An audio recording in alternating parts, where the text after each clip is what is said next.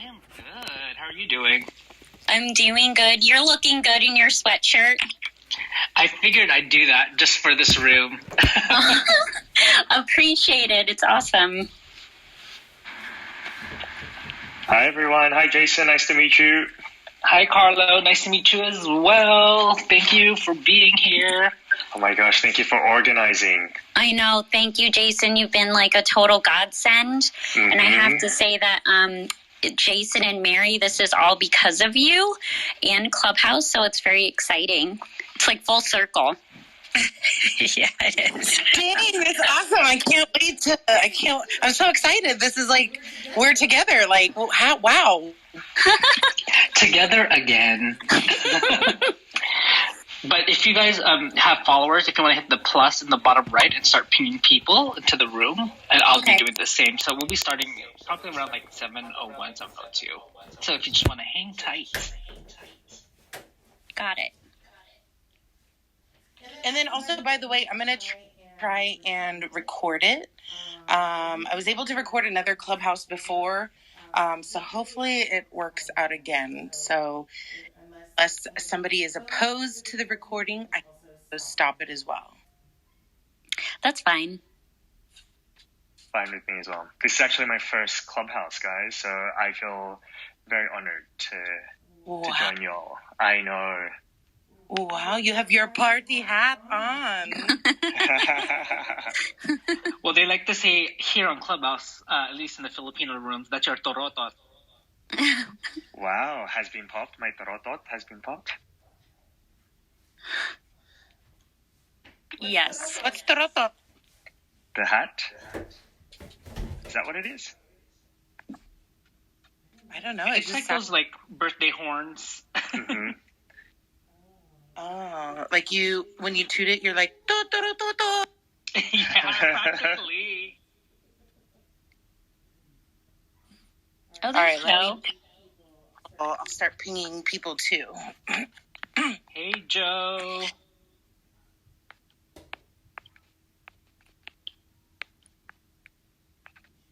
Joe? And he's new to Clubhouse as well. Oh, wow. Joe, you know how to unmute yourself?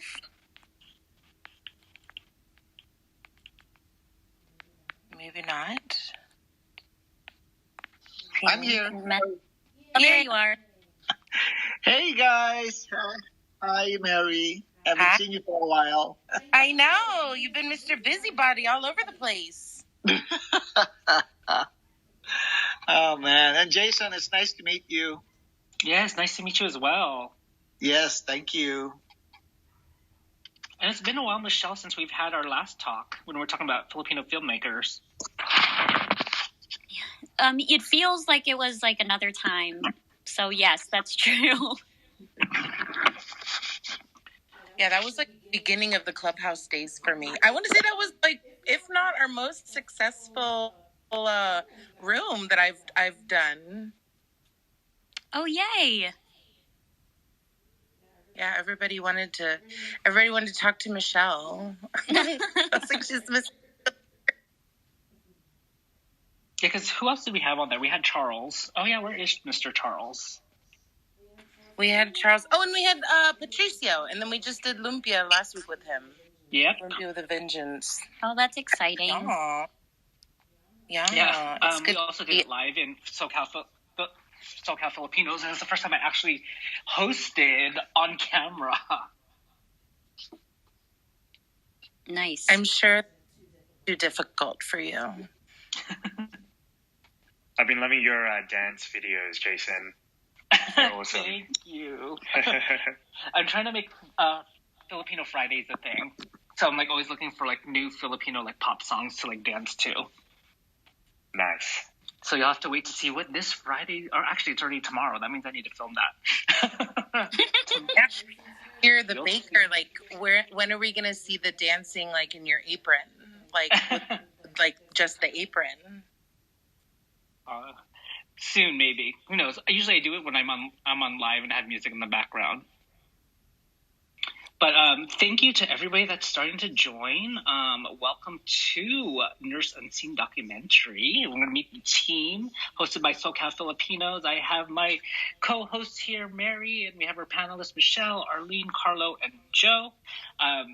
If you can, please invite people to this conversation. Hit that plus sign in the bottom right and ping your friends in so we can join in the conversation and also raise some funds to get them to their goal of $50,000. I know we are doing a giveaway to the person who gets us to the $20,000 mark. The lovely sweatshirt that I'm wearing, you could actually win that.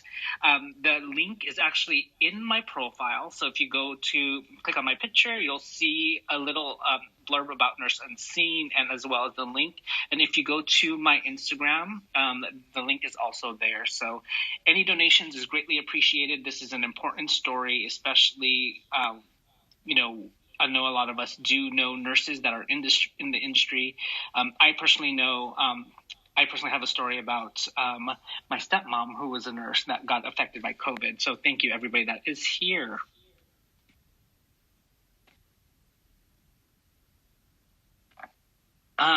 We see a lot of people popping in, but let's go ahead and get the conversation started because I want to be respectful of everybody's time. My name is Listina. I am the founder of SoCal Filipinos, which started off of as a Facebook group with now over 21,000 members.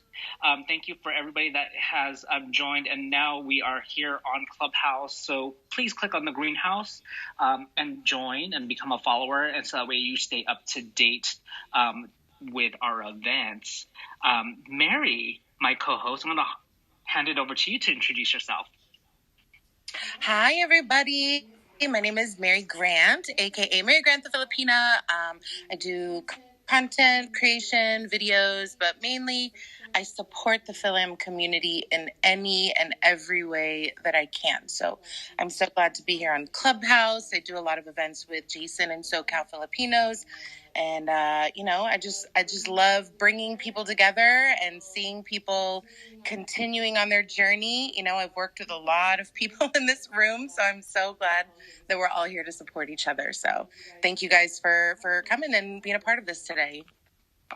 Yeah, and here on our panel, I'm so honored to have these four individuals who are behind the documentary Nurse Unseen. We'll hear about what it's about, but first off, I'd like to introduce Michele Josue. She is an Emmy Award-winning Philippine ex-filmmaker based here in Los Angeles. Her critically acclaimed feature film debut, Matt Shepard, is a friend of mine, is a winner of 10 Best Documentary and Audience Choice Awards from festivals worldwide and boasts a 100% rating on Rotten Tomatoes.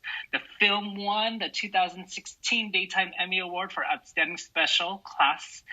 Michele is the executive producer, director, and lead editor of Happy Jail. So if you haven't seen that, check that out on Netflix.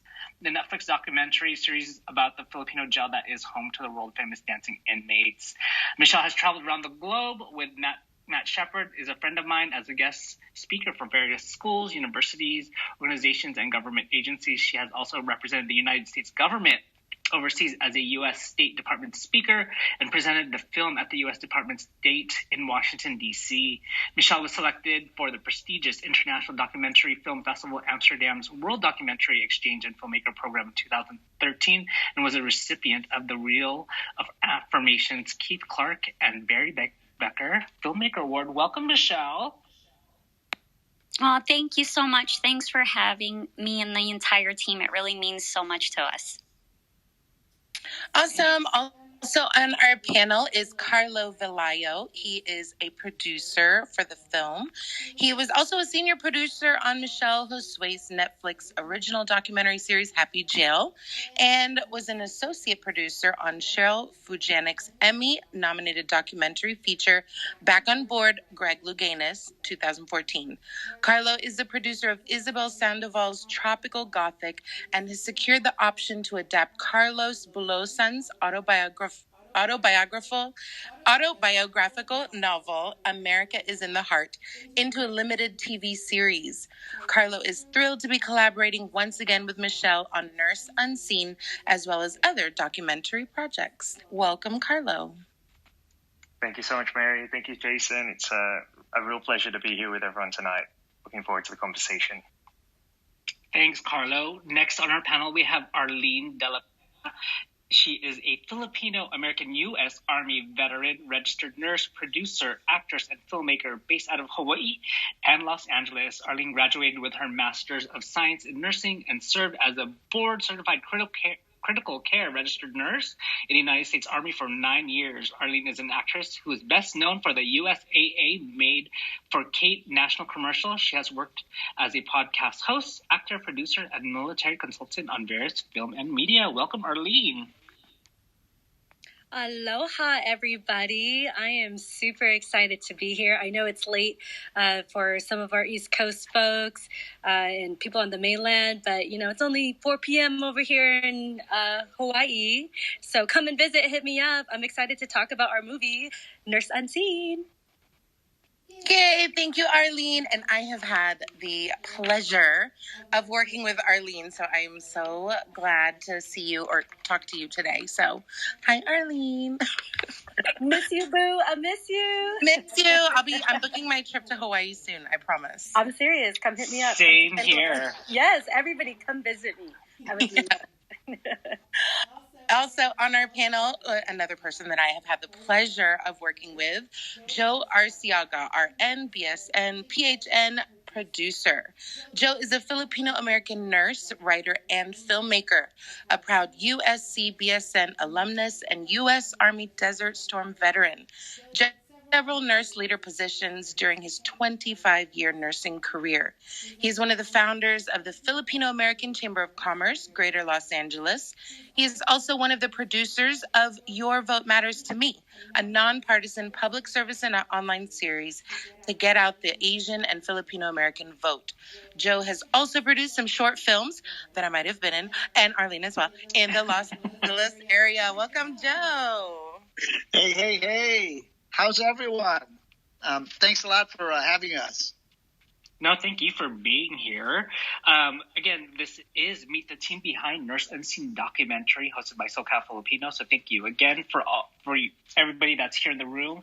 We do encourage you guys to go ahead and hit the plus sign and invite your friends. And we're also raising funds to help support the documentary. So go ahead and hit on my picture. There's a link there. Or also, it's on my Instagram profile right now. I think you guys are at $17,263.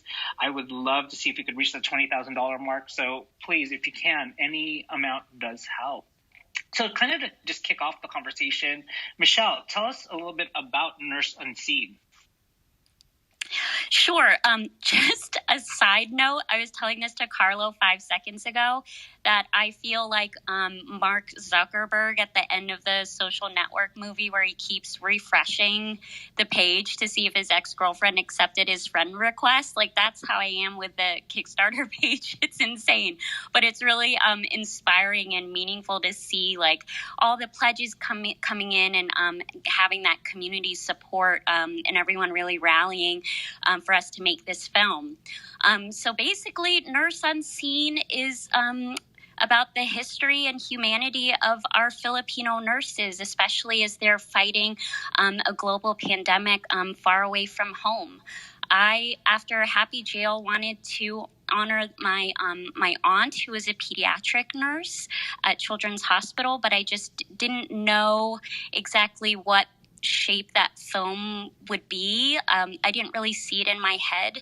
But then when the pandemic hit and we started to really see how our frontline workers, our nurses were being rightly heralded as the heroes that they are, it started to take shape. And then in late September, when the National Nurses United study came out, that tragically showed that our Filipino nurses were suffering disproportionately from the pandemic. We knew then that this was a story that needed to be told, that the world needed to know about the contributions our nurses were making to the world, to the healthcare system, not only in the U.S., but all over. So we immediately got to work. And it really, really jumped off from the clubhouse room that I was in with you guys. So this really is full circle for us. Arlyn was in the, she was an audience member, I guess is what you call it. And she asked me a question about how do you know, what's your process about doing a documentary? Because I want to do a documentary about Filipino nurses. And it was just really funny because me and Carlo were already starting our film about Filipino nurses. And so, you know, I discussed it with Carlo, and in the spirit of being collaborative and not competitive, we thought, you know, it would just be amazing if we could just join forces together with Arlyn and Joe. So being here is really awesome and full circle, like I said.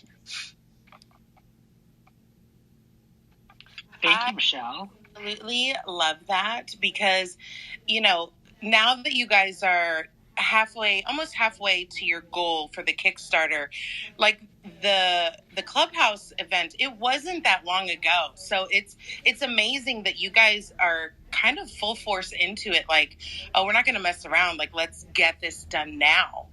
You know, so I highly commend you guys where you are right now from that.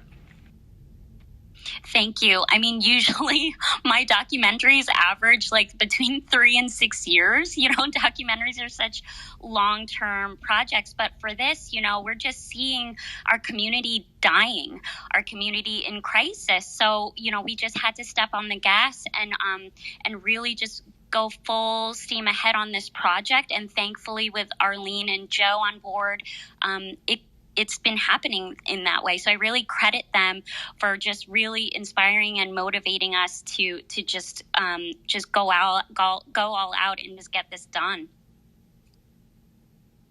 Awesome. And I know you mentioned, you know, it really hit you when you heard the statistics that it hits the Filipino nurses significantly harder.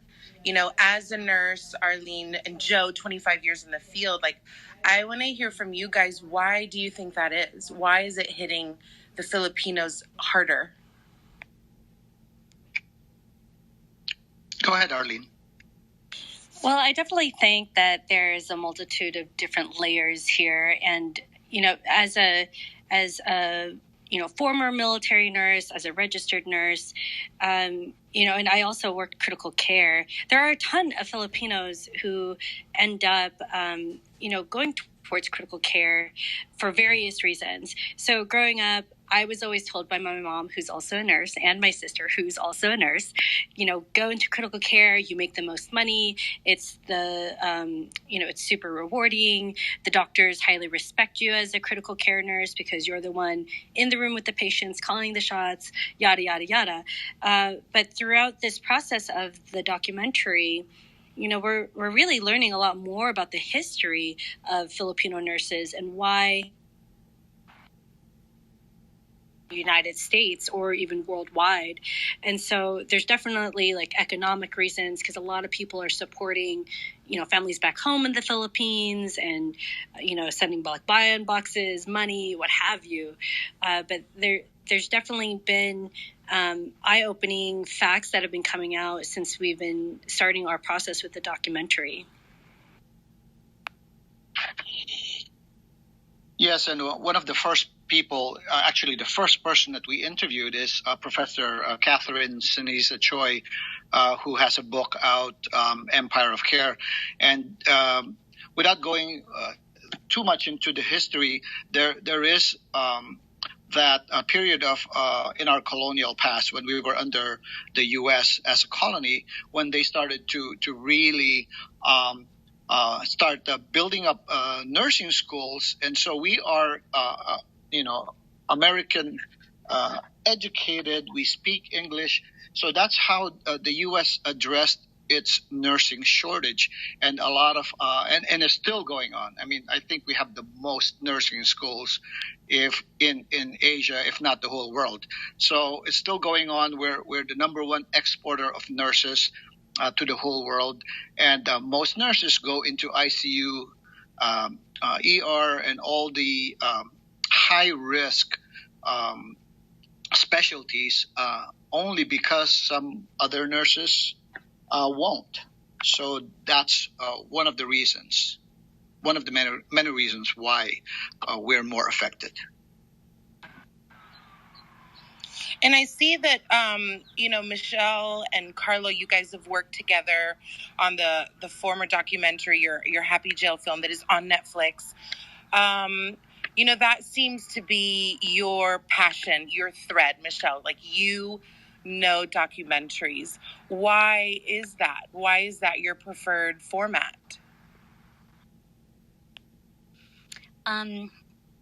Wow, that's a really interesting question. Maybe it's a little bit of being both a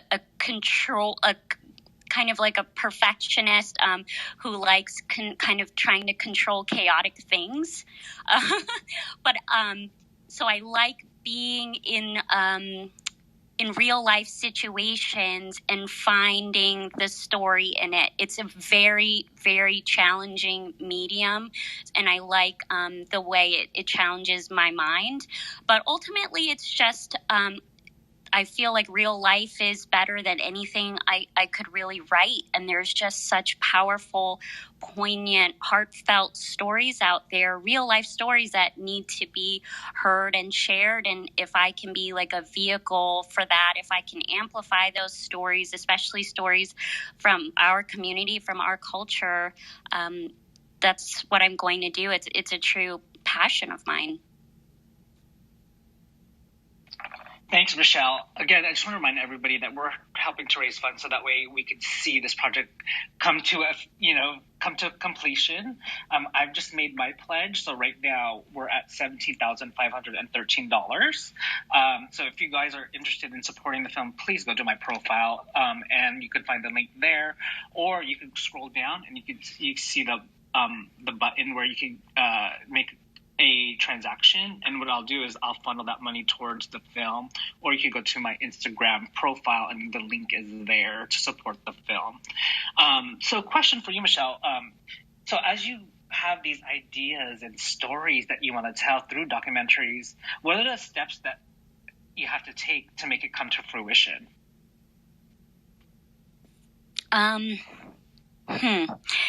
It really varies with the project.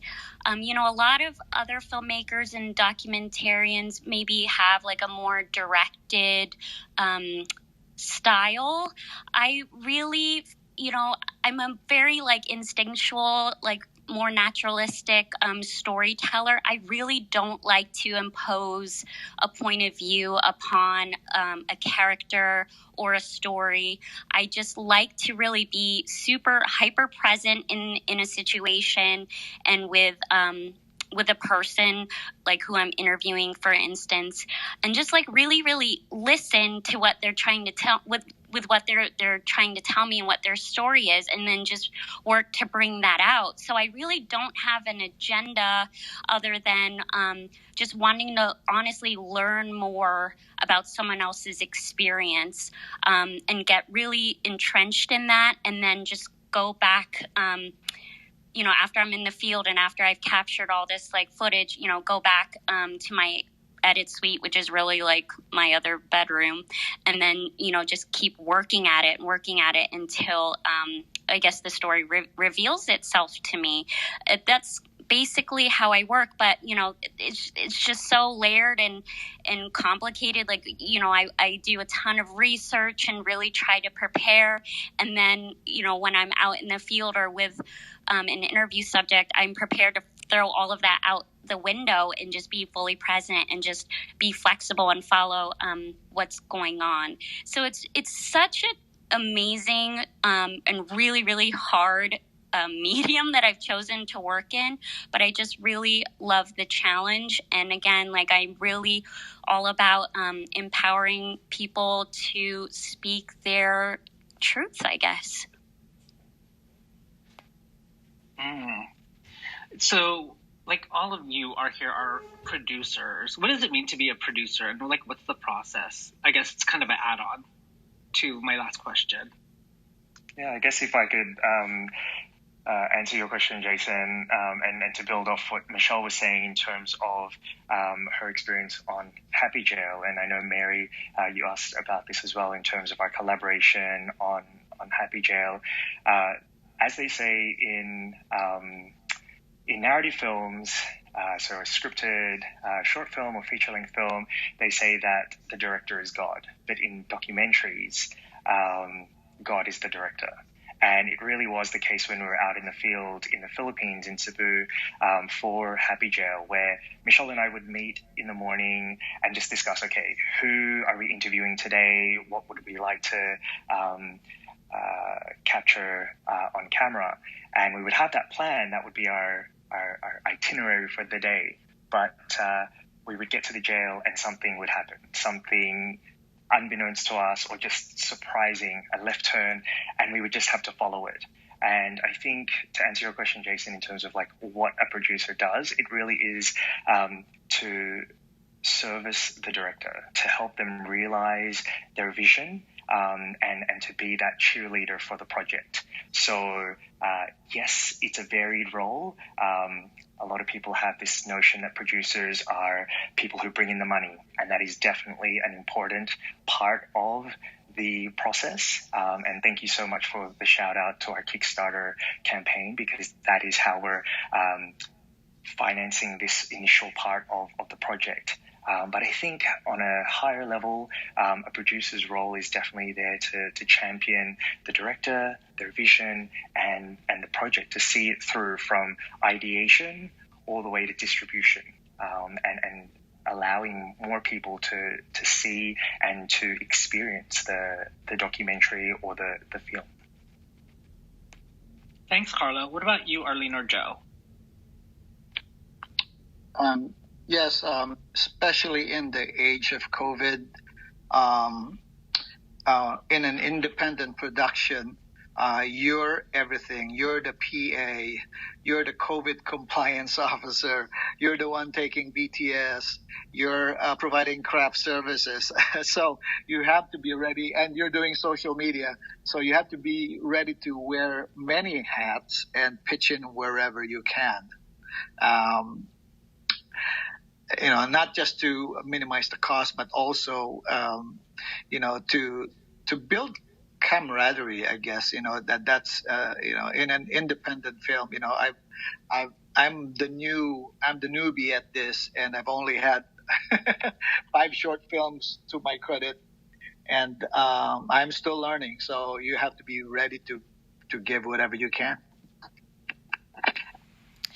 And I just want to piggyback off of Joe. I definitely agree. This is a team collaborative effort, and collectively, we all have to give it our all. And I feel like as a producing team, we're the heart and soul of this film. We have to bring the authenticity to this film, especially when it comes to medical personnel. And shout out to some of the nurses in the room. I've been kind of reading everybody's bios, so thank you guys for joining us. But, with nurses and anyone in the healthcare profession, we're the first ones to call BS, especially when we see something on TV that's related to our profession, because we want it to be realistic. Like, we love to watch our medical dramas and, Grey's Anatomy, ER, and all those other shows. But then we will be, we'll be kind of nitpicking all the little, little missed details in a scene that has nothing to do with the story, but, it sticks out like a sore thumb. And with this documentary, we have to show what's really happening, because the media, they can really sensationalize a story.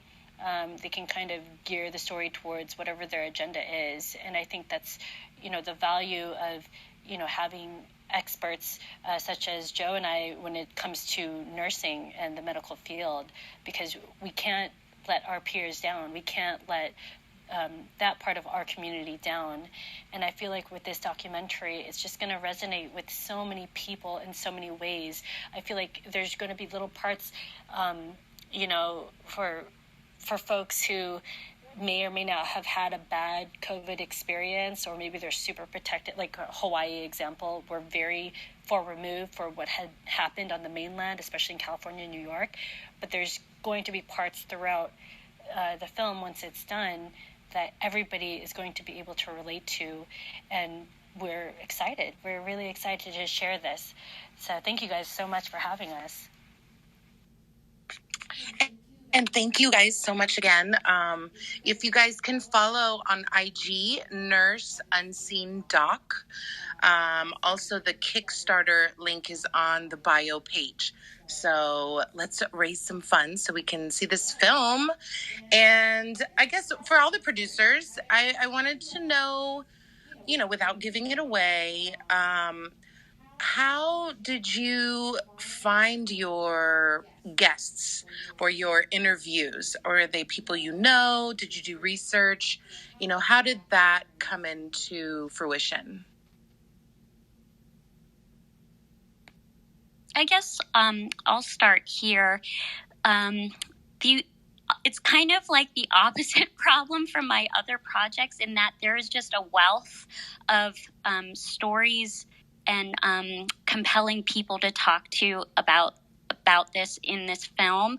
We had a problem of like where are we going to focus the story? Who exactly are we going to speak to? Because there are just so many amazing stories out there. So yes, we have and we still are doing constant research, just pouring through news articles and studies and, in social media, just anything to find the right people that all linked together will weave this like tapestry that will be a complete story of the Filipino nurses and how they got here to the U.S. But right away as a team, we all knew we had to start by speaking with Dr. Catherine Sinisa Choi because, as Joe mentioned earlier, she wrote Empire of Care about the Filipino nurses' migration history. And she's devoted her whole life to this field of study. So we felt that would be a really great foundation for the film, a really great place to start. And because of her, she suggested a few other figures that we needed to speak to. And it's been really cool. It's just kind of people sharing about like their family or their network and saying like, oh, you need to speak to this person. And I think AJ was actually here in the room. AJ, he's been really super helpful, and he reached out and introduced us to someone that we've been speaking to. And so it's just been really cool that it's been happening in that way, and that the community and our friends and colleagues are really involved in really molding it and shaping the documentary. But again, the research, looking at Asian Journal, internet, that's all been super essential to finding the right pieces for this narrative puzzle. One character we're kind of centering a lot of the film around her name is Merlin Pambuan, and she is a veteran ICU nurse down in Long Beach. And early on in the pandemic, she contracted COVID and was put into an induced coma at the very hospital which she's worked for 40 years. And she was in a really bad state, in a really critical care, and a lot of the doctors were saying that she might not make it, and apparently she almost died 6 times, but her family really rallied and supported her. And around Christmas of last year, she was able to walk out of the hospital on her own, without a walker and without a wheelchair. So that's one inspiring story that we're really, really excited to feature in the film. There are also, really incredible stories, but there are people out there who aren't ready to talk about it because it's too personal for them. And, of course we respect that. And so just to let everybody know that, yes, we have an abundance of people who want to share their stories, but there's also the flip side of it where it can be so incredibly difficult to talk about a loved one who has passed. I kind of looked at it, if somebody had asked me, shortly after my dad had died after pancreatic cancer, I don't think I would have been able to speak about it. So we are incredibly thankful for the people that have been so open and willing to share with us their stories and everything that's gone on with them on such a deep personal level. I also just wanted to add that we've, through Arlyn, through Joe, through the people who we have interviewed, we've connected with some nurses unions, including the Philippine Nurses Association of America. We actually just had a follow-up phone call with them this evening, and they have been tremendous supporters of the project, but they've also offered to put us in touch with some of their members, and nurses who have worked on the front lines for the past year and continue to work in COVID units and in wards. So that has been a really big avenue for us to connect with the people who want to share their stories and who have very compelling stories to tell. I think, as Michele mentioned, there is no shortage of stories to share when it comes to this particular topic and for Nurse Unseen as a documentary.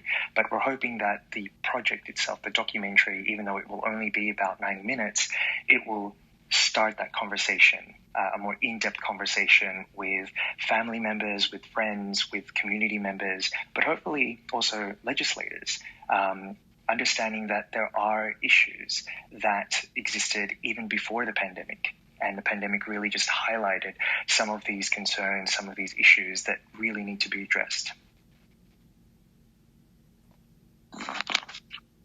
I think I wanted to add on to what everybody's said. We've also been in touch with the founders of a website, kanlungan.org, KANLUNGAN. It's an online memorial to all of the Filipino American nurses and healthcare workers that have passed disproportionately from COVID. So, as you know, Filipino American nurses are only 4% of the U.S. workforce, but at one point we were up to 31% of COVID deaths. That has since evened out to about 25-26%. But that is still a disproportionate amount of deaths. So if you have a chance, go to kanlungan.org, and you can see some of the tributes to the nurses that have passed. Joe, thank you so much for sharing that. I mean, I just hopped onto the website, and I just can't believe how many tributes are here. I'm like scrolling, and it's like there are many. My stepmom unfortunately passed from COVID, and she was also a nurse. So thank you so much for sharing this website. So I'll make sure to submit that. Again, I just want to do a quick reset of the room. We are talking to the team behind Nurse Unseen, the upcoming documentary, and we have the producing team as well as the director. This is presented by SoCal Filipinos. If you guys would like to support the film and make a donation, the link is in my profile as well as on my Instagram profile, or you could go to Nurse Unseen website. Right now, looks like another pledge came in. We are at 17,613, and the goal overall at the end of the campaign, which will happen in June, is 50,000. So any amount helps. Your name also, if this is an incentive, you want to see your name on the screen, it will be in the credits, right, Michele? Yes, that's by far our most popular pledge level. So for $100, you'll get your name at the end credits in a special thanks section, or we'll have also an in loving tribute to section. So instead of your name, you want to shout out someone else, you can do that as well. So you get your name in the credits and also a digital copy of the finished film. As well, as a sticker, I believe. So there's a lot of fun things that you can get in exchange for your pledge, but mostly it's a really meaningful opportunity to be a very meaningful and tangible part of the entire film's journey. Like, you're really going to be with us as we take this film from essentially the beginning to the very end. And right now we have 197 backers, and hopefully we'll get a lot more. So that'll be, a few hundred people that'll be a part of this really, really important documentary. Thank you, Michele. We're also going to open it up to questions because I know we have a lot of people here in the audience. So please raise your hand and we will bring you up. We also would love to hear your personal stories. We have a couple people coming out, but as they come up, I know this film is really focused on the Filipino nurses. Why is it important to tell the story from the Filipino lens? Arlyn, I think you would be perfect at this question. Oh gosh, guys, it's such an emotional... Okay, where to begin? I'm a firm believer of storytelling, and I feel like Filipinos have such a very specific way of telling their stories. It could be the craziest thing, most drama-filled story that anybody has ever heard. Yet the way the Filipinos, tell it culturally, it could be so tragic. And then there's always that little hint of lightheartedness, in there that just kind of brings you up and inspires you. And I really believe in Michele's vision. She's such a fantastic storyteller. I always appreciated the way she allows the audience to come to their own conclusions when presented with different sides of a story. And I believe we're going to achieve that in such a successful way. There's never going to be any stories about us, guys. There's never going to be unless we are the ones who make it. And that's the truth. There's nobody in mainstream media who's like, we should talk about Filipino nurses more often. No, we're just like a little headline and then on to the next, right? And, this is for us, by us, for us, right? Like, we have to put this together. And we've had such a great amount of support. I can't even express enough to you guys, how delicate of a conversation that we have, with everybody that we interview, and how we're all filled with tears. It is so incredibly difficult to cry quietly on set. If you guys have seen any films I'm in, I'm the one who cries a lot. So, but yes, we have the support, but we need the financial backing, and we cannot be Filipino time on this. We are trying to make this film at an exponential, warp speed, right? So we have to gather together. We have to back this project and really create this very honorable tribute to our families, to our fellow nurses, to the people who paved the way before us. And that's why I believe in Filipino storytelling, because we will be able to inspire the hell out of anybody who sees this, not just Filipinos.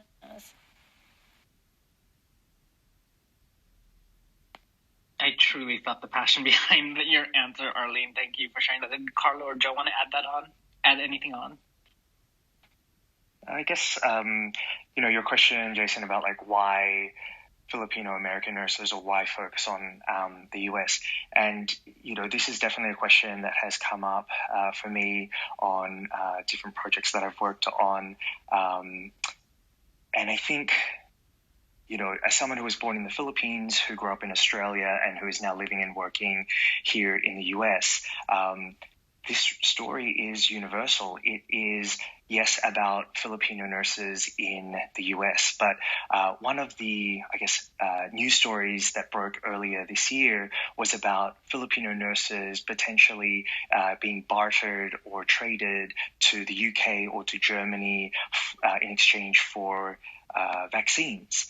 And, it really dawned on myself, and I think for our entire team, that this is a universal issue. It's a universal topic that affects Filipinos here in the US, but also in the diasporas around the world, but also back in the Philippines. I think we also had to scale that back and say, okay, yes, there are so many incredible stories that are coming out of the UK, out of the Middle East, back in the Philippines.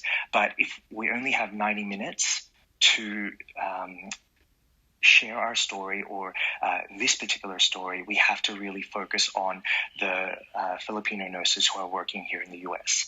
And even within that, we are primarily focusing on the states of California and New York, and looking at specific hospitals like Elmhurst Hospital here in New York City, which was described as the epicenter of the epicenter at the start of the pandemic.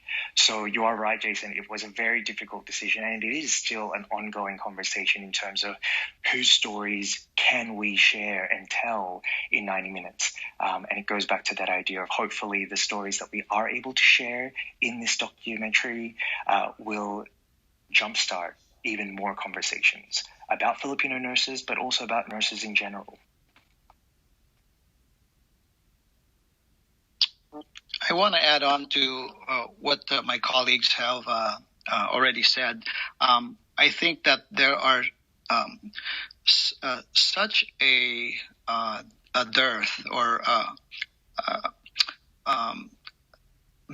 underrepresentation of Filipinos in the media, and we just don't see any Filipino stories.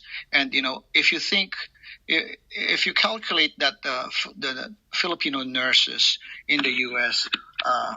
have become the backbone of the healthcare industry, and yet there are no stories whatsoever about them, about us, is just mind-boggling. So I think that a lot of to a lot of the world, Filipinos are overseas foreign workers, construction laborers, maids, and there's such a stereotype. So we have to change that. We have to change the perception of the Filipino. Anybody who's had to go to nursing school and pass that state boards, that's not an easy thing. So it takes a lot of preparation to be a nurse, and a lot of our colleagues have gone on and gotten their masters and their PhDs. Arlyn is a master's prepared ICU nurse. So these stories need to be revealed. I agree with you. We need to tell our stories, and we need to just push ourselves forward and create these types of documentaries and films. For those of you in the audience, if you're interested in coming up and asking a question, please raise your hand and we will bring you up. Rianne, welcome to the stage. Do you have a question for our panelists? Hi, everybody. And everything that you've all been saying has just touched me so personally and so deeply. Just wanted to offer a perspective. So my mom and all my aunts, they came here in the 70s as Filipino nurses, and they're all dying now. And the work that you're doing is not just highlighting our Filipino nurses, our Filipino and Filipino nurses who were dying during COVID, but this generation that came here, their story does need to be told before their lives end. So I just want to say thank you. Thank you. Thank you, Rianne. Brian, welcome to the stage. Hello, everyone. Hello for those of you that I'm not familiar with. My name is Brian Guerra. I'm actually currently a travel nurse as of right now, but I have been a nurse for the past 7.5, almost 8 years of my nursing or my professional career. The question that I just wanted to ask was just in correlation to, I understand the limitations that have to occur as a result of representation when it comes to, the documentary. So in lieu of, being able to target like a larger scale when it comes to multiple areas, right? What are your guys' plans in terms of like general, like what's going to be like in my mind, what I'm wrapping around is like, how do you guys feel like you're going to be the most impactful when it comes to just having to really target just the New York and LA communities? How do you plan to make that more of like, this is really the overall perspective of all nurses, not just in the New York and Los Angeles area? Thanks for your question. It's one that we've really grappled with as a group very thoughtfully.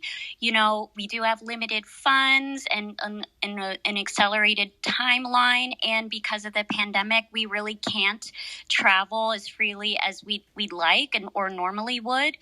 So it really becomes about focus. Like I always joke that we don't want to have like the Cheesecake Factory menu style of a film where, you tell a bunch of different stories, but you don't really do any of them justice because you're only touching upon them lightly. So we really, really have to focus, and that's where you get a really like deep and layered and complex, beautiful film.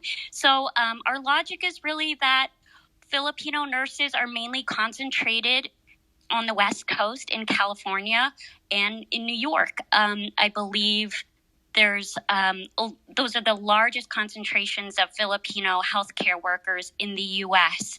So for us to just frame it and have that type of structure really makes this film doable. Otherwise, it becomes just an overwhelming feat of storytelling. So that structure, that arbitrary structure based on the statistics has really, really helped us focus our story and make a really impactful film that really represents, I think, the entire nursing community here in the U.S.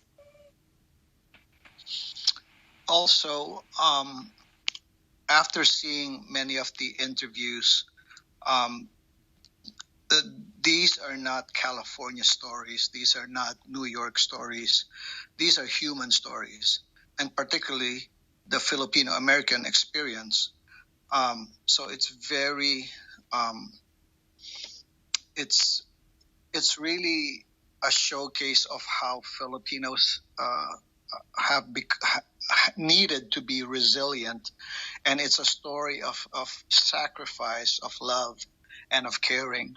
So these are universal themes, and so even though we have had to limit the amount of people that we could interview, I think it's going to come across that you don't have to be Filipino to understand these stories. And I just want to add on to what everybody has been saying. And thank you, Brian, for the question. Such a great question. You're such a nurse. I love it. So there's a lot of universal themes throughout the interviews that we've done so far. And Joe is absolutely right. The talk about love and sacrifice is very universal.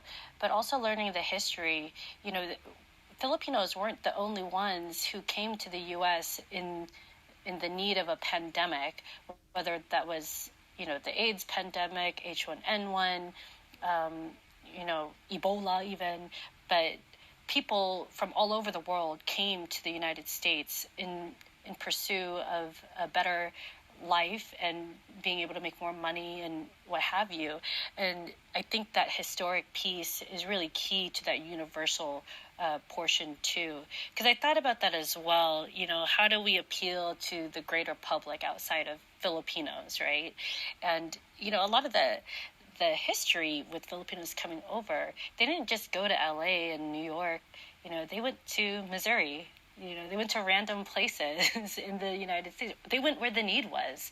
And a lot of our family members who came in the 60s, 70s, and 80s, they were recruited and they were just like, okay, I'm going, and got on a plane and just showed up in Alabama, And so it's really, really fascinating, because even having a history of nurses in my family, I never really thought about that. I didn't think about that. My mom actually landed in Germany from the Philippines after graduating. She left the Philippines at 19, 20 years old, and she just lived it up in the 70s, in Germany, because there was a need there, and she had to help pay for her 5 other siblings, to get through school. So that's a very common story with immigrants across the board, especially with Filipinos.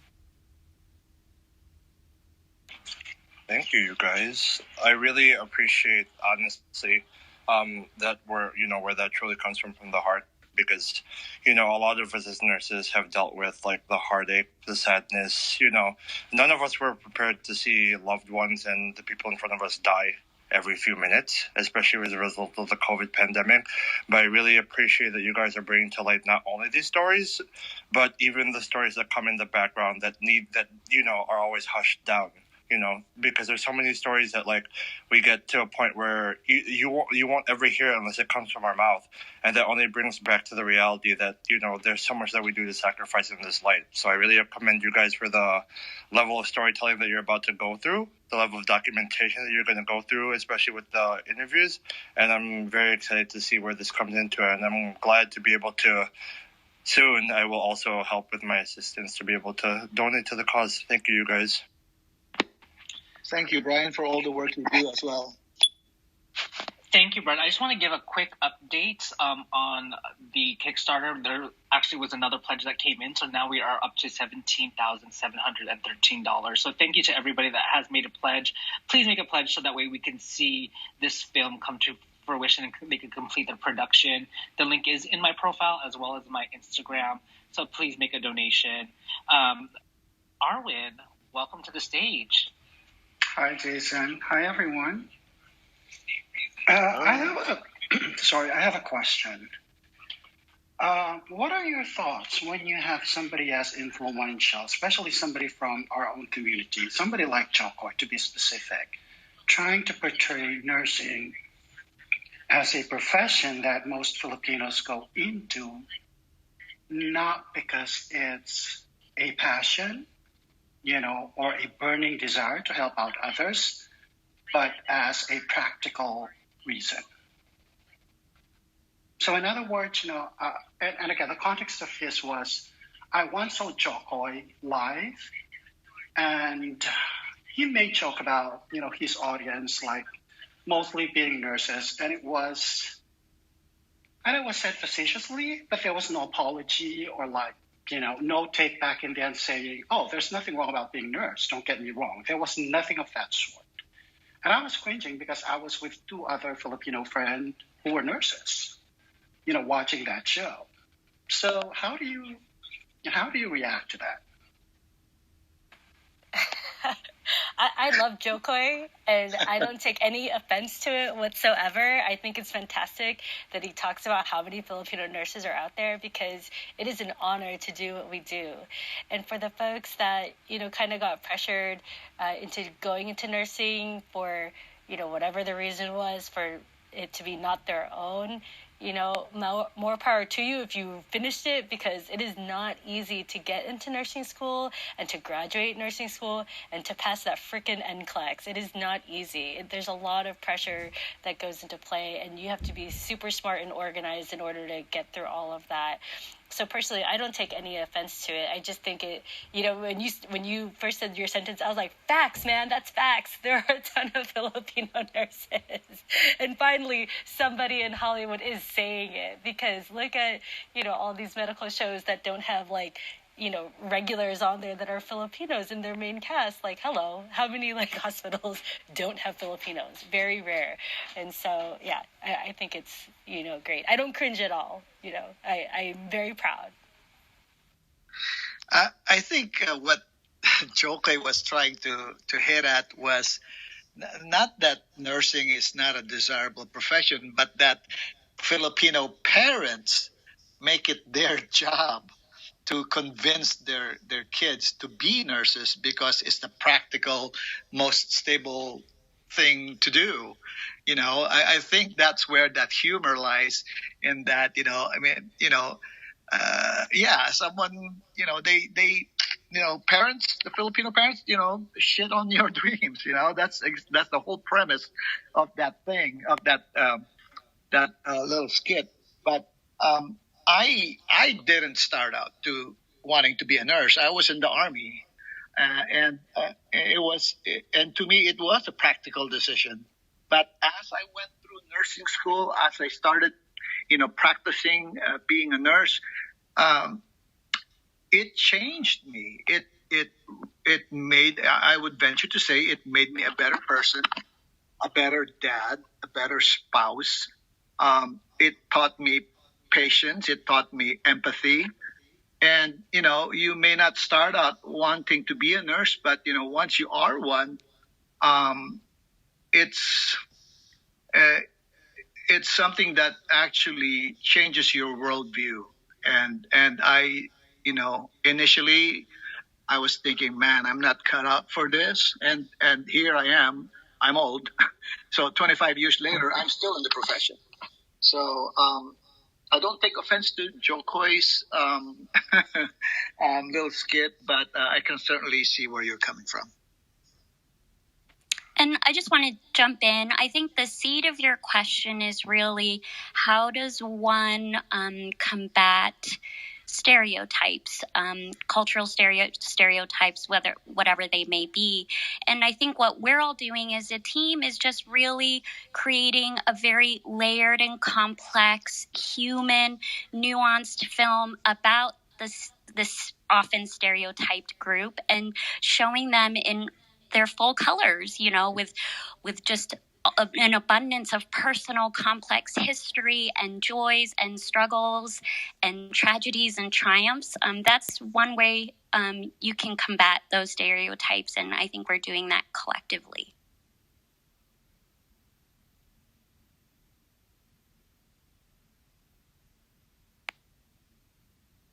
Thank you, Michele. So it's funny, I think our next question, why do Filipinos make good nurses?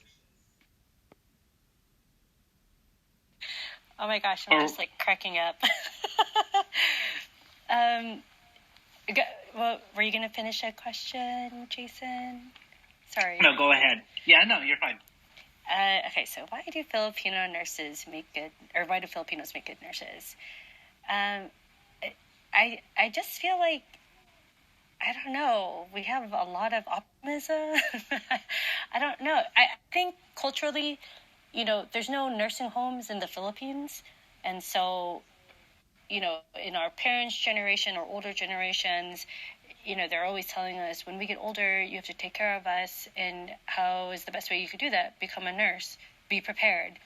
Or as my mom would put it, she told me she'll haunt me if I ever consider putting her in a nursing home. When she dies, she'll come back and haunt me forever. So, my mom too. There's that fear, right? I know, those threats are so real.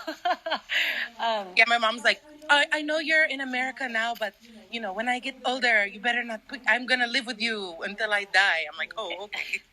Yeah, exactly. And I think it's just so much more acceptable, that so many people in your family are going to go into nursing. And I think Filipinos also have the mentality that we can do anything, where there's always a shortage in critical care nursing, meaning, ICU or ER. So there's a lot of people, even my peers in nursing school, they wanted to go into, I don't know, anything that avoided wiping butts. And to me, I don't know, I didn't really care if I had, it's just, I accept that's a thing, right? When you're a parent, you have a baby and they're going to poop and pee, you have to clean it. So what's the difference, right?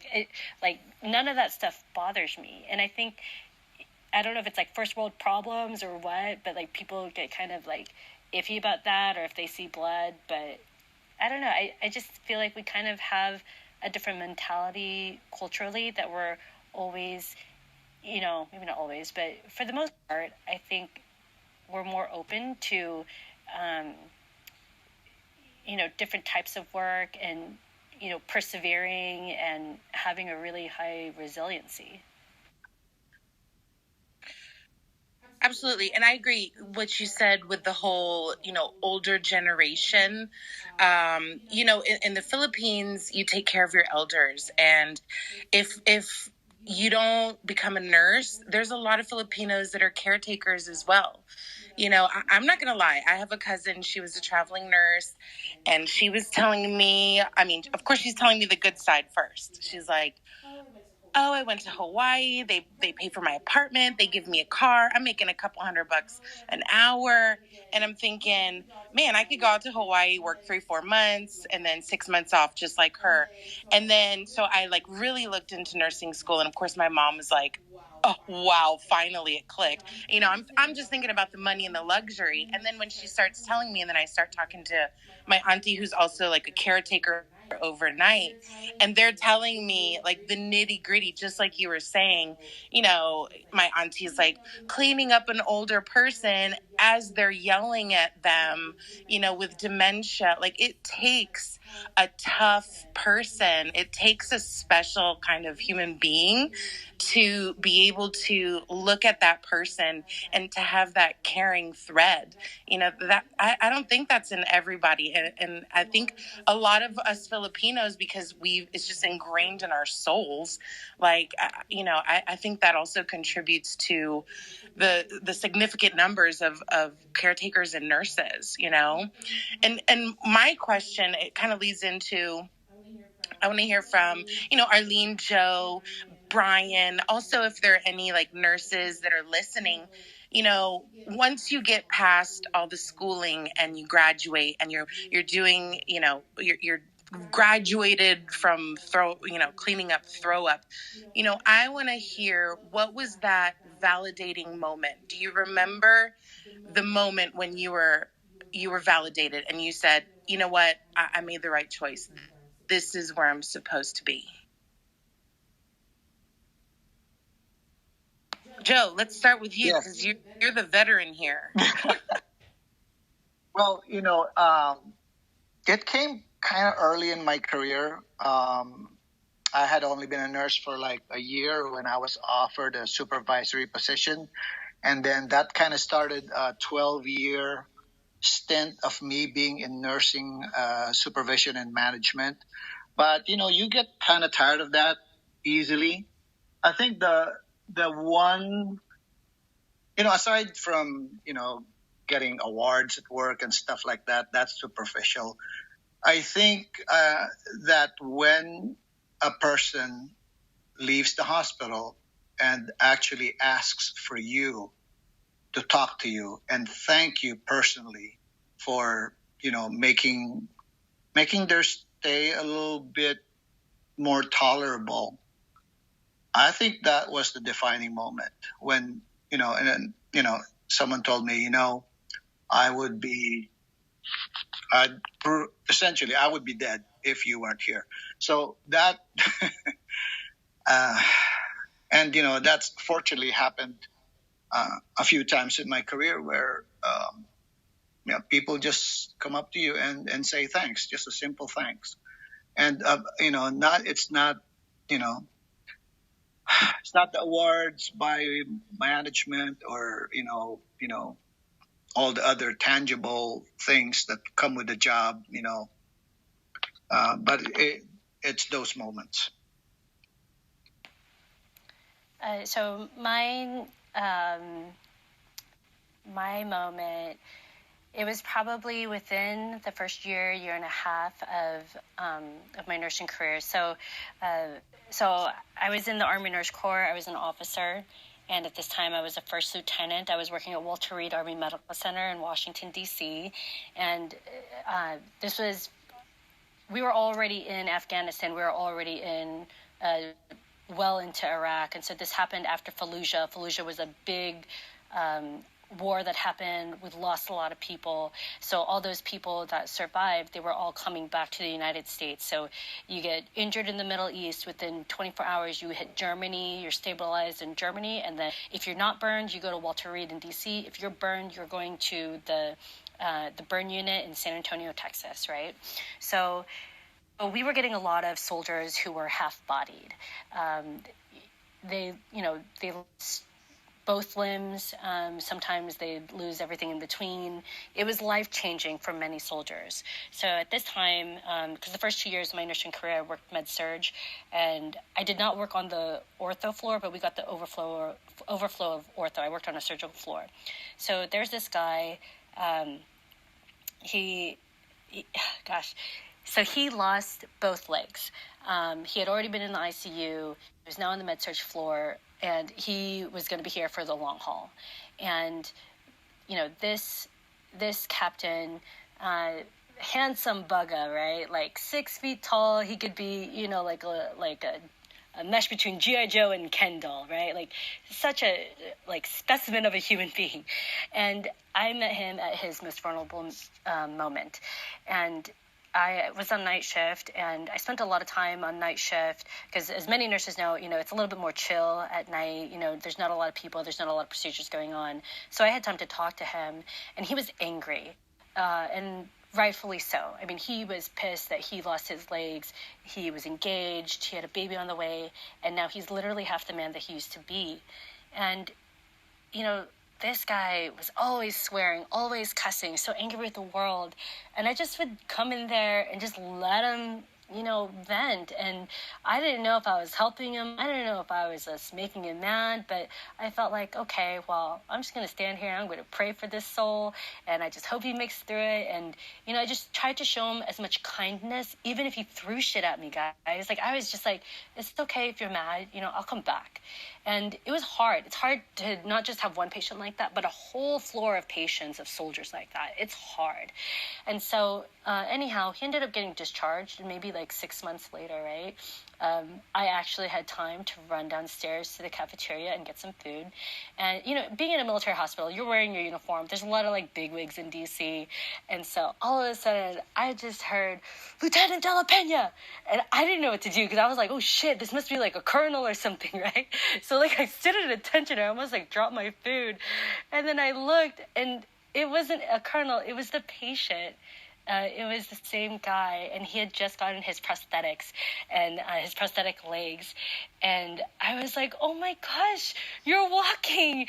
And he was just so elated to see me and, show off his new legs. And he's like, yeah, they even made me 2 inches taller. And I was like, good for you, dude. I'm so proud of you. And I think, as nurses, we're just so used to the grind. We're so used to the shit that comes with the glory. It's so hard emotionally and physically. It's very demanding, but that reward is unbeatable. When a patient can come back to you and thank you like that, that's everything. So that was my moment. Thank you, Arlyn. How about Brian? Thank you, guys. This is probably the last part that I definitely want to speak for. But for me, I actually dabbled in in my 8 years already, I've dabbled in every area of nursing. My most defining, or my pinnacle point, I should say. So I've done ICU, I've done ER, and I've also done rapid response team, and I've done the entirety of at my Northwestern Memorial Hospital area in Chicago. Mine was a very solemn moment. So for me, it was when I was cross-training for the ICUs, where I did cross-training for PICU as well. It was actually a younger adult sickle cell patient because I actually helped to manage the sickle cell pain management unit of Northwestern Memorial Hospital, where it was a very solemn moment where I took care of this young 22-year-old sickle cell patient. And for those of you that don't know, when sickle cell starts to hit the pinnacle of, its effect on any individual patient, they start to gray and ashen. And it's kind of like a huge indicator that you start to see them slowly, get weaker. So for me, that solemn moment was her holding my hand and just telling me that, you gave the end of my life meaning. And, I couldn't help but shed the best tears during that moment, because even if I am at the crossroads in my life where nursing might not be the top of my mindset, I was reminded that the person that I am was only validated by the person that was in front of me, who I was able to make their life meaningful, especially at the end. So irregardless of management, irregardless of the things that we do as nurses that bear down our backs, that was the defining moment for me, because it told me that even if I'm battered and bruised from everything around me, I gave one person life, and this was the first person that told me that you gave meaning to the end of my life. Oh my God, who's not crying right now? Thank you, Brian, for sharing that. I just want to kind of do a quick update before we go to our next question. Right now, the Kickstarter is at $17,713. The campaign does end in June, so if you can, please make a donation so that way we can see this film to completion. The link is in my bio as well as in my Instagram, and also you can go to their website. So any donation that you can make to help support this film is greatly appreciated. I also want to thank everybody who's here in the room. I do see some people here. We see all of you. Brian, thank you for coming up. Arwin, Joanna, Maribel, Angela, Anna, Pinky, AJ, Sweeney, Lynn, Charles, John Eric, Tita Sharon, Ava, Carla, Noemi, LJ, John, Diane, Dave, Mitch, Ryan, Kat, Joy, Grace, Tessa, thank you so much for coming in as we speak with the team behind Nurse Unseen. Again, if you can make a donation to help this film, please do. Mary, you have the next question. I do. So I want to talk about the title. You know, we talked earlier about how, Arlyn mentioned, and it's so true, it's kind of like a running joke. Oh, Filipino nurse, ha, ha, ha, yes. But then you see on TV, there's no representation, or there's one Filipino nurse in the background with no lines. I mean, we're starting to get lines, So for us to be seen, Michele and Carlo, as producers, the executive producers and director, I want to hear, I guess, the title, why the name of the title, and then what do you want people to take away after watching this film?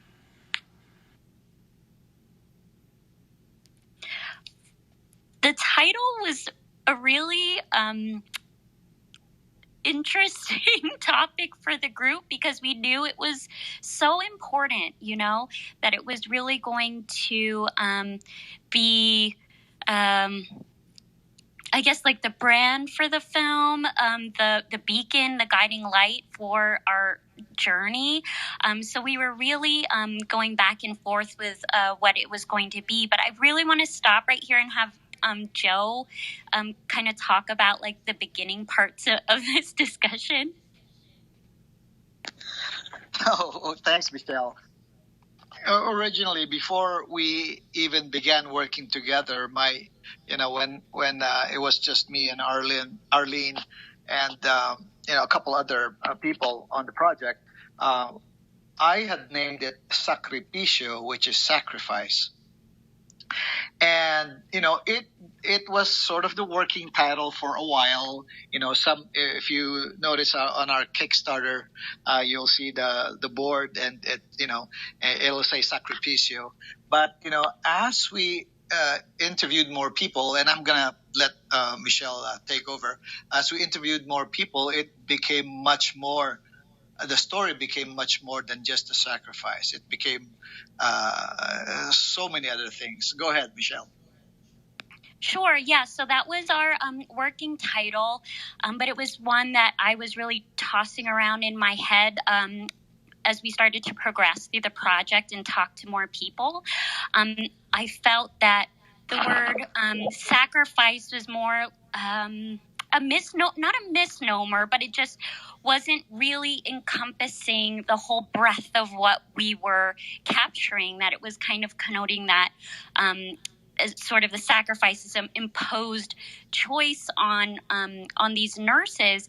But it was so much more complicated and layered. It was about the history and humanity, of course. It was about just this idea of care and love that we talk about, and then grief. So we were like, what phrase, what title could encapsulate all of that? So we were just workshopping as a group. Like, we have a Slack channel called Titles or something like that, where we would just workshop it with each other. And finally, we just came to Nurse Unseen. And I think it was something that it was the one title that we could all agree on. And it just spoke to sort of the current discourse of about how to combat the invisibility of the Asian American experience. It also talks about how the contributions, the work of Filipino nurses are so unsung. It seemed to just really capture all of it. So it's a title that I'm really proud of, and I think it really captures the spirit of what we're trying to do. And then to answer your the second part of that question, Mary, in terms of what we would like people to take away from this project, I think it is, as we've discussed, just getting a better understanding of the breadth and the expanse of the contributions, as well as the history of Filipino nurses here in the US. We've talked a little bit about like the colonial history, and that will feature in the documentary. I think Rian told us a little bit about, relatives who came over in the 60s, 70s, and 80s as part of the exchange visitor program, which we will talk about in the documentary as well. And then in addition to the pandemic, we're also looking at the Asian hate crimes, the rise in anti-Asian hate crimes that have really surfaced during the past year of the pandemic. I think at one point there were 3,800 cases reported in a 12-month period, and just an astronomical climb in that statistic, and those are of the cases that have been reported.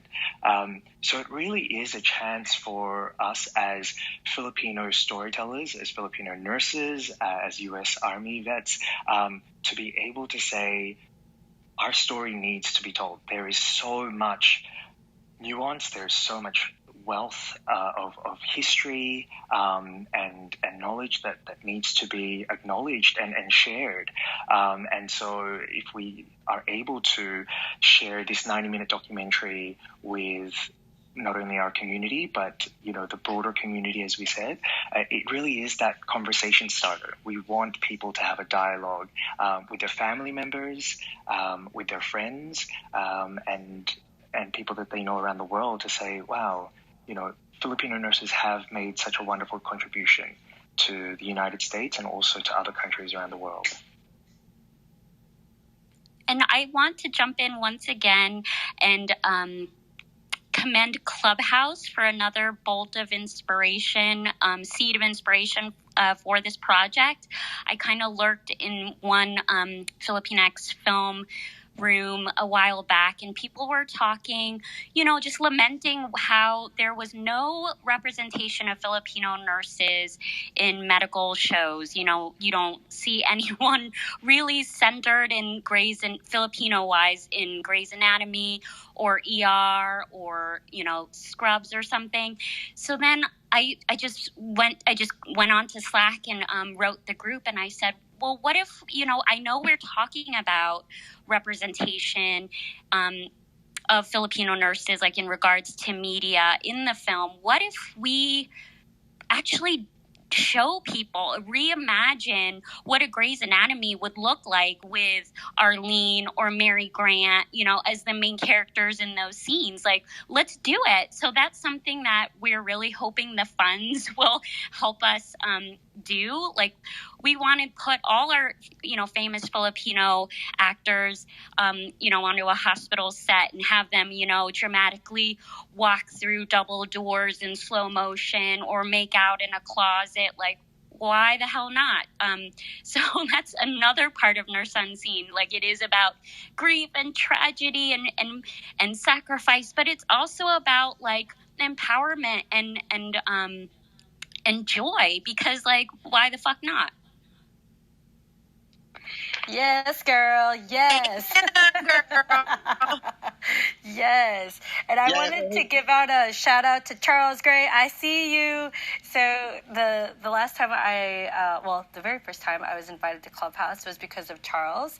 And it's because Jason and Mary, you guys were hosting the Filmmakers Room with Charles, Michele, and Patricio. And so thank you guys so much. Thank you, Charles. I literally would not be doing this right now if it wasn't for you reaching out to me and letting me know that you're going to be a guest on Clubhouse. And I was like, what's Clubhouse? What is this invite only? And I think it's just such an amazing journey. So thank you guys so much for being a part of it. Mary, I think we're going to be getting a credit in the film. Well, I made my pledge, so I know. So did I. Thank you. Thanks, guys. Thank you. The credit. Oh, and by the way, speaking of actors being on Grey's, Ina Dumlao, she's an incredible Filipina actress. She's actually going to be in the season finale of Grey's Anatomy, which airs the beginning of June. I don't remember the date exactly, but we had posted it to our IG, and so we definitely all have to support her because there is a story that's around her as well, and so that's like a first, I swear. There are not too many, Filipino nurses being represented on mainstream TV right now, so this is huge, guys. We'll have to catch that. Tita Sharon, welcome to the stage. Hey, Jason, Michele, Mary, Arlyn, Carlo, and Joe. Thank you for having me up here. But I just want to chime in on Michele's observation with regards to no representation on stage or film, whatever, because we're all at the bedside and where we are all represented well, where we are needed. And they'll probably think that it's so hard to write or tell the nurse's story because they don't know the experience being a nurse at the bedside. And first and foremost, I want to thank you all for bringing this to light. And I think it's about time to highlight the joy, the travails, the trials, the challenges of being a nurse, especially a Filipino nurse. And this is not just for the registered nurses, I know, and I just want to honor also the certified nurses, assistants, the licensed vocational nurses that are Filipinos. And, several years ago, I remember a congresswoman, I think a senator from the Philippines that maligned our jobs, and she said something like, tagapunas lang kami ng puwet, or caregivers. And I took it personally because I love my job. I'm passionate about it. And I don't care what she says because I wipe my ass with dollars. Okay? Just saying. But there's a lot of young people also that are saying, oh, I didn't want to be a nurse, or I wanted to break the mold. But I just want to let you know it's one of the most honorable jobs that somebody can hold. And it's not just because we're earning a lot, but because we are serving and helping people heal. And time and again, just want to thank you. I will be supporting this endeavor of everyone. Michele, I love you so much. And everyone here, Arlyn, thank you for what you do. Carlo, Joe, Mary, and Jason, you guys rock. SoCal Filipinos, you are on top of my list. And just want to thank you, want to bless you guys, and I will support you all the way. And don't forget about us, RT Filipinos. Don't let me call the code blue just to recognize us, because we are waiting in the shadows for that code to help the nurses make their patients breathe again. But that's us, RTs. Thank you. That's my husband who's an RT. That's right. That's right. We could not do our jobs in the ICU without RTs. I mean, for those of you guys who don't know, they're the ones really managing the vent settings. And, some hospitals allow nurses to touch the vent, some don't. I'm notorious for touching the vent, but I always talk to my RT and the whole team. So thank you, RTs out there. Thank you, Tita Sharon. We do have a couple more questions that we have, Mary and I have, but we want to invite the audience to come up if they want to ask a question or even share a story. If you're a nurse or somebody that is related to a nurse, that you are more than welcome to come up and share that story. So go ahead, take it away, Mary. Yes, I have a question. The difference between, Michele, you mentioned earlier how, Happy Gel was what, 3 to 6 years. It takes a long time and we're at an accelerated pace. Are you allowed to tell us your timeline? Or, I guess I kind of want to know, where are you along in the project in this moment in time? I think we could talk about it because I'm a believer in verbalizing things, because at least you'll feel more accountable and want to make it happen. And I love arbitrary deadlines. For this, because it's so urgent, I just didn't want it to just be sitting in like post-production purgatory forever. It just needs to be seen as soon as possible, while people are listening and caring, and we could possibly inspire some type of change. So what we're aiming to do, honestly, it's probably what a lot of people advise filmmakers not to do, but we're gunning for Sundance. We want to submit our cut of the film to Sundance this year, and I think applying for it for the next year would just be too late. We're going to really just go big, and then if we don't get into Sundance, we're just going to keep on proceeding and try to get a really big film festival premiere for the film. I worked with Happy Jail. It was a different route, and that was really a powerful experience and important for that film, and Netflix was the right partner for it, and that story was, it is out in 190 countries around the world. But for this film, because it's so personal to our community, so personal for individual reasons to each and every one of us on the team, we really need to safeguard this project and really just like nurture it and usher it through all the different stages. And having, done both paths, I really strongly believe that this is the right path for us, that we're funding and making and molding the film with the community's help, with the community's support, and then, trying to get it seen because of that, and then just taking it into the world, ushering it into the world in that way. And it just feels right. So that's kind of where we're at right now. But, it's so indie right now. So the Kickstarter is really going to help. It's going to help us get to the next stage. But whatever happens, this film is going to get made. It's important. It's that important. We're so passionate about it. And for Carlo, I feel like you are the money guy. Can you tell us where the funds are going to go? Why do we need to give you money? Because we want to know where it's going. It's a really important question, Mary. Thank you for asking that. And as we wrote in our Kickstarter campaign, the funds will go directly to the production of the documentary. It's really the first injection of funds, pardon the pun. But really, as we've been talking about, our timeline for this project has really been accelerated. We started principal photography at the beginning of April, and that was probably a week after I was fully vaxxed and felt comfortable enough to travel to California to be with Michele and Joe and our crew on the ground. I think any earlier than that, Michele and I were talking about this project in 2020, and we were just like, we don't want to put ourselves at risk. We don't want to put our healthcare workers at risk, because they are the ones we want to interview for this project, but they are also still on the front lines working to help and to save, the patients who are suffering from COVID.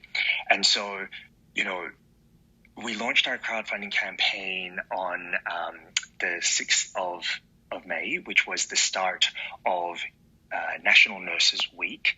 And then during that time, we also celebrated International Nurses Day. So we were strategic in terms of launching the Kickstarter campaign in May, so that we could coincide with all of the events honoring nurses, as well as Asian Pacific American Heritage Month. And really for us, the Kickstarter campaign is the first phase. We are also applying for production grants and post-production grants in terms of also providing funds to help us complete principal photography and also pay for post-production crew in terms of our colorists and our sound designer, our sound mixers.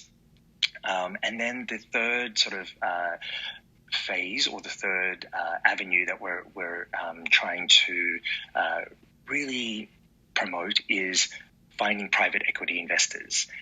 So on my first 2 feature films, that's what we were able to do. We were able to find people who found the value of the story and the script that we had, and they were able to invest in the project. So they had a stake in the project as well. And so we are speaking with consulting producers and other people in the community, whether they're Filipino or otherwise, whether they're nurses or not, to see if they are able to make an investment in the project to really help us get over the line.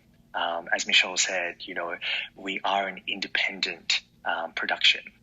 So right now we are, very grateful for all of the support that people have been given to the project, not just financial, even though, as Jason has stressed, we have about 16 days to go.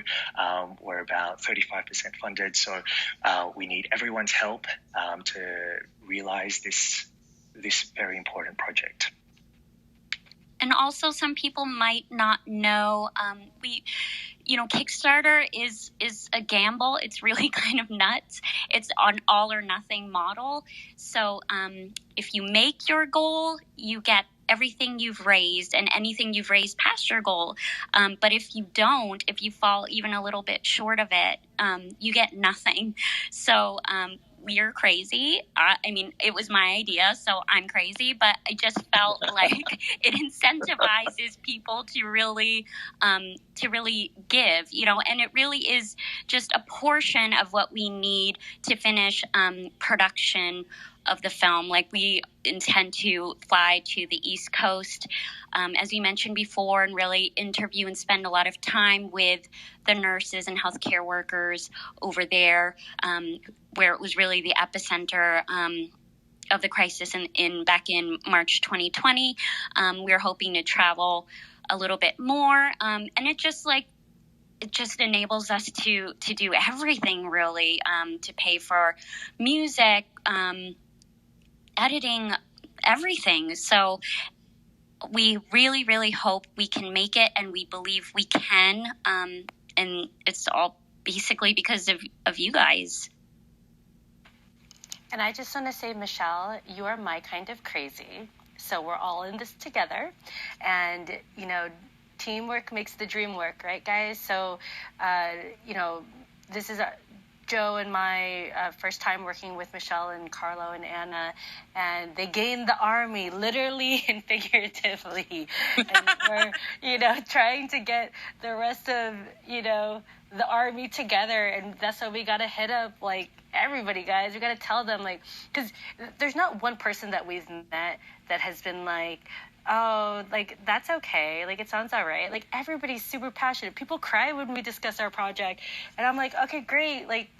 Okay, Auntie, get your credit card out, okay? I'll help you start your Kickstarter login. Let's do this right now, and yeah, we just have to push through.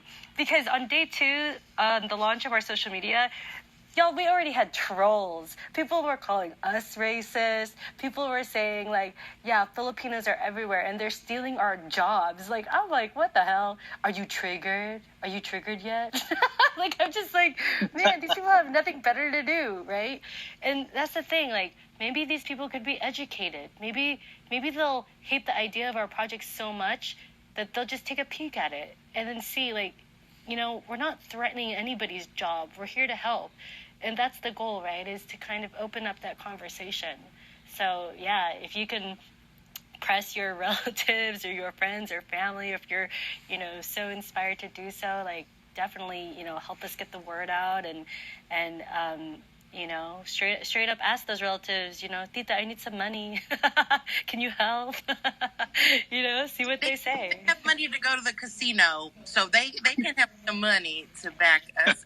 Amen. If you could go to Starbucks every day, you can contribute $100 for your name in the credit and support our film. And, hopefully in the future when things are more open, we can have more public events. And, if Sundance is open, I want all of y'all to be at Sundance with us. Let's fill up those theaters, like we can really do this. I'm so, I'm such a believer, and I can't wait for you guys to see all the footage, because what we have so far is amazing, but we have a ways to go. Like, we need to be able to even make it to New York at this point. And we have 2 weeks, guys. Like, we could do it. We could do anything. Yeah, We're Mary. Filipinos. Yeah, Mary, we need the money because our crew likes lumpia, and that shit ain't, ain't free. So Exactly. Yes. Lumpia makers. And you know what? You guys have inspired me. So I just recently went on a journey and I opened up a little online shop where I was making I still am. I'm doing Peck Power. I love Peck. I love, Titi mugs. So I want to, you guys have inspired me. I want to do a mug specifically for you guys. Maybe we can come up with something like, number one nurse or I love nurses. And until the Kickstarter is done, maybe a couple of days before, but all the proceeds that I get, all the sales for that nurse mug, I want to donate and pledge to you guys. So let's come up with something, Wow. Share amazing, Mary. Yes. Salamat. yay. I'm strong enough to be a nurse, so I can be a nurse through you guys. Mary, maybe you should do Nurse Ako as the mug. Ooh. Yeah. Colors. Jason Nars, Nars. Nars. Nurse Ako. Yes. Even better. But Joanna, you just came to the stage. Welcome. Hi, thank you guys. Thank you, Jason, and thank you to the SoCal family for bringing me up here. So my little side hustle, I actually want to donate my proceeds to you guys. I'm very, very inspired to what you guys are doing. So whatever I make as far as my resume writing from now until, actually my birthday is coming up as well. So it's perfect timing. I will definitely donate to the organization up to $1,000. Oh my gosh! Oh my God! Thank you so much. You are an angel. Wow. Oh my gosh! You're welcome. I'm here for the Joanna. Club of Buy-ins, and so I'm here to support. Michele, I'm starting to cry a little bit. I'm already crying. This is like my second, crying bout. Yeah. Oh my goodness! Thank you. And Tita Sharon, by the way, I love you too. Love you more. Now, I was challenged by Joanna. I am pledging 500. Oh my God! Thank you. Yes. Oh my God! Thank you. Salamat. Oh my gosh, you guys! I'm giving you my online sales for 200, and the 300, God will provide that. I know it's gonna happen. Same here. Oh my God. Thank you so much. Before. No pressure, John Eric. Now that you're. You know what? Thank you guys for actually being in the panel. I just want to say I want to match Johanna. Oh my God! Oh my God, you guys! Wow. Oh my God, God is good. Oh my God. God is good. Thank you. Yeah, I put $100 already on the Kickstarter. So when I match hers, can you guys give me the 100 back?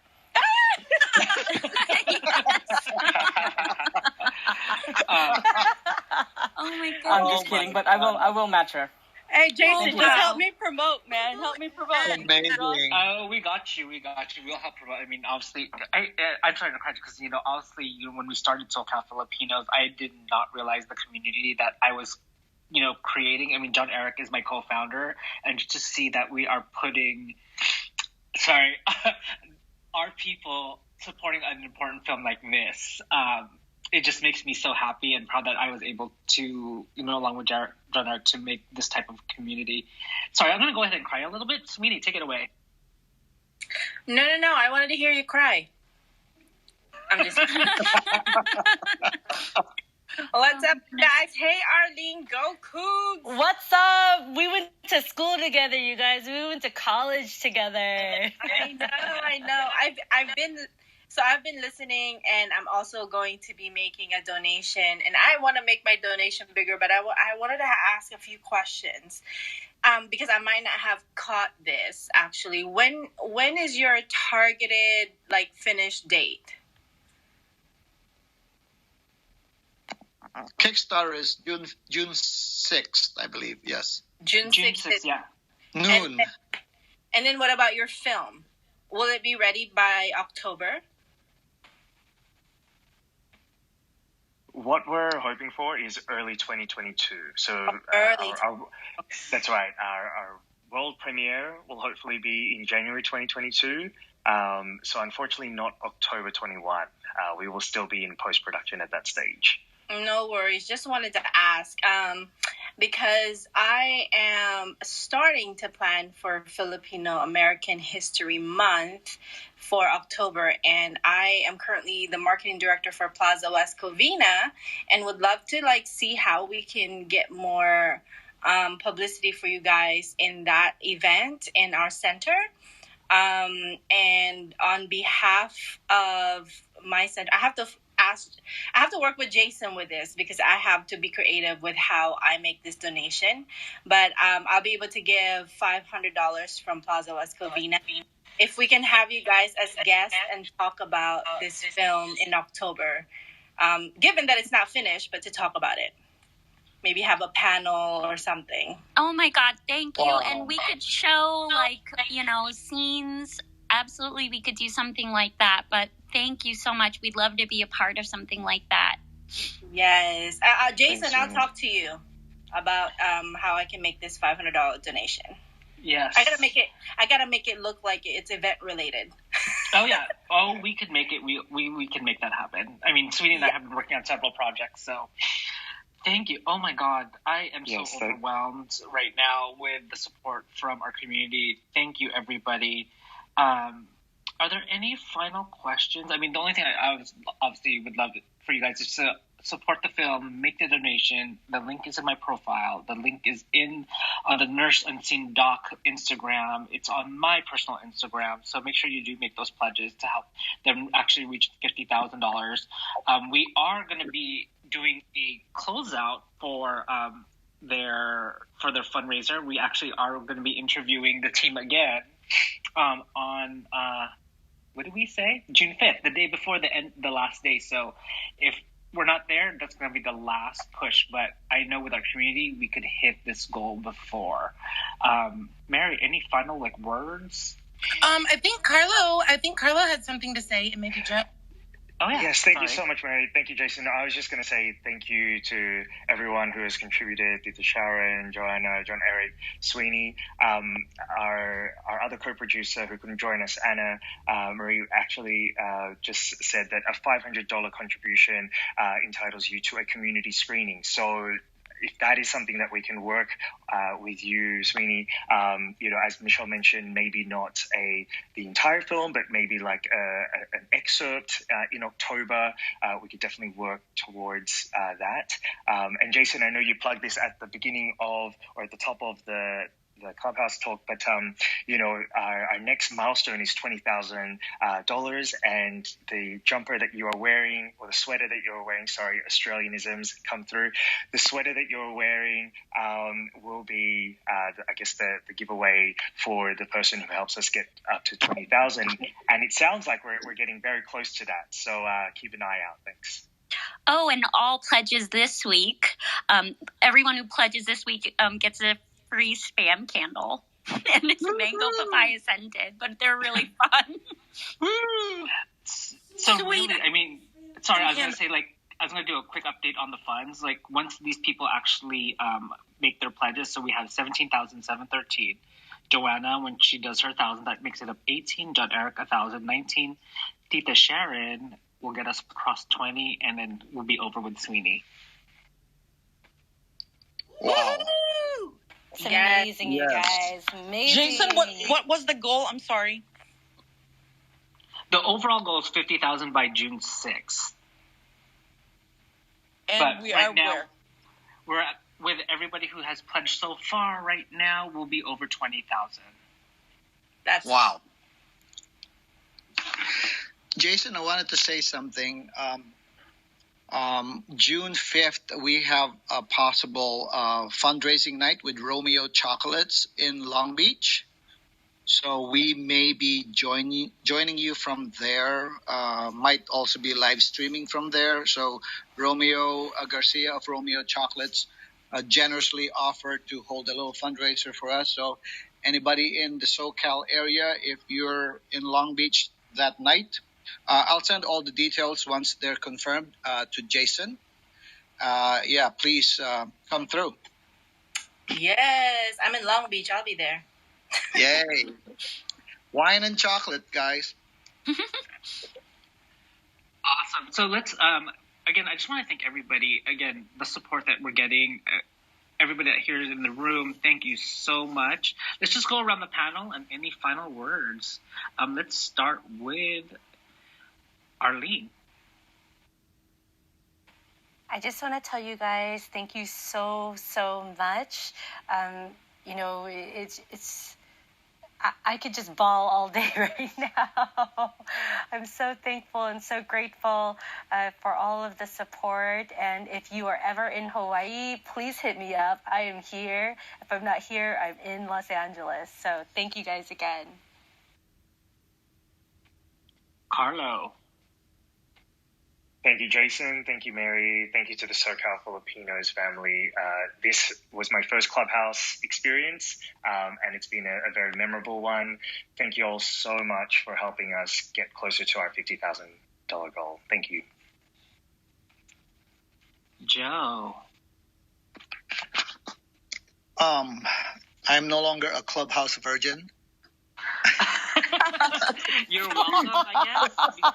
Me and Mary. So thank you, everyone. Thanks, Jason and Mary. It definitely is a project worth supporting. It's for us, by us, and for our community. So thank you. Last but not least, Michele. Yeah, that leaves me to end with. So basically, I just wanted to say a little bit more about why we're making this film. I mean, this last year has been extraordinarily shitty and extraordinarily painful and shitty for our community in particular. And it's really hard to not be able to do something about it. And this is our way to do something about it and to honor all of those people that we've lost and all of those pioneering nurses who I took for granted, who came here, left their home country, left their home to come to the U.S.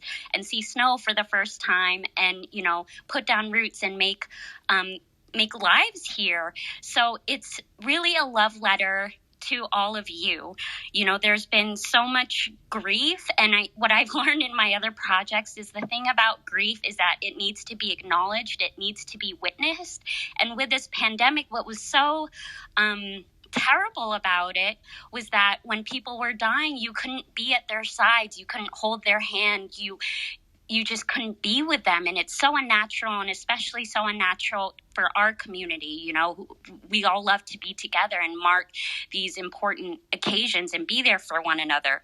So this film is a reaction to all of that. It's a witness to all that grief, and it's a celebration of the love that's at the center of all that grief. So we're making this for all you guys. I'm so touched by tonight. I cannot thank you enough. Jason and Mary, you guys are angels. All of you guys are angels. Thank you from the bottom of my heart.